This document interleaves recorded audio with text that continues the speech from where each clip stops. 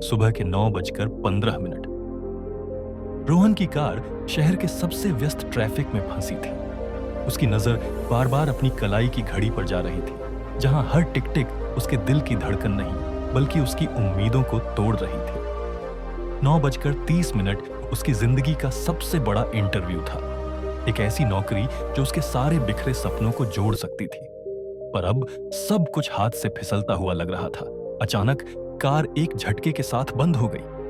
नहीं, आज नहीं, वह हताशा में चीखा। वह कार से उतरा। बारिश की मोटी मोटी बूंदें उसके नए सूट को भिगो रही थी। फोन निकाला, पर स्क्रीन पर सिर्फ नो सिग्नल का निशान था।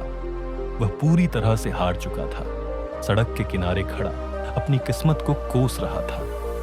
तभी उसकी नजर एक पुरानी छोटी सी दुकान पर पड़ी, जिसके धूल भरे बोर्ड पर सादे अक्षरों में लिखा था, घड़ियों की दुकान।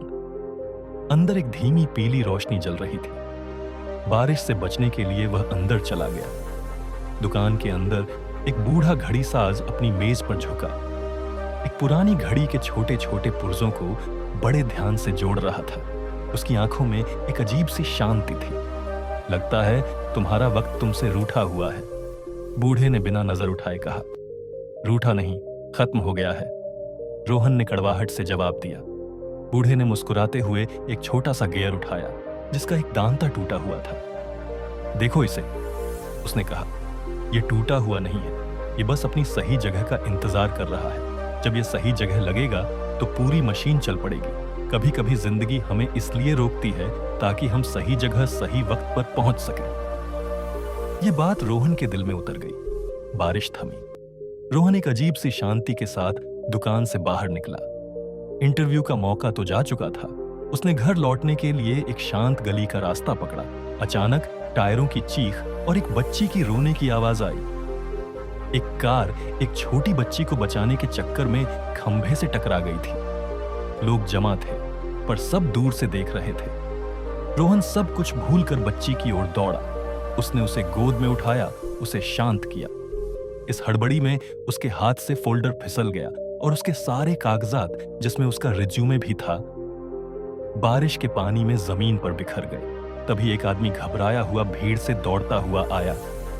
आन्या, वह चिल्लाया और अपनी बेटी को रोहन की गोद में सुरक्षित देखकर उसकी जान में जान आई। उसने रोहन को धन्यवाद दिया। तभी उसकी नजर जमीन पर बिखरे भीगे हुए कागजों पर पड़ी, जिन्हें रोहन इकट्ठा करने की कोशिश कर रहा था। वह मदद के लिए नीचे झुका और सबसे ऊपर पड़े कागज पर उसका नाम पढ़ा, रोहन शर्मा। वह एक पल के लिए रुका। रोहन शर्मा? तुम? मेरा मतलब, मैं मिस्टर वर्मा हूं। रोहन ने हैरान होकर ऊपर देखा। यह वही आदमी था जो उसका इंटरव्यू लेने वाला था। मिस्टर वर्मा ने मुस्कुराते हुए कहा, मैं 9:30 से तुम्हारा इंतजार कर रहा था। हमें अपनी कंपनी के लिए सिर्फ एक काबिल मैनेजर नहीं, एक अच्छा इंसान भी चाहिए। रोहन की आंखों में आंसू थे। उसे घड़ी साज के शब्द याद आए। उसने पलटकर दुकान की तरफ देखा, पर वहां सिर्फ एक बंद पुरानी इमारत थी, जैसे वो दुकान वहां कभी थी ही नहीं। उसे एहसास हुआ, जिंदगी की हर देरी, हर परेशानी, हर मोड़ के पीछे कोई बड़ी भलाई छुपी है। जो भी खोता है, उसके बदले हमेशा कुछ बेहतर मिलता है।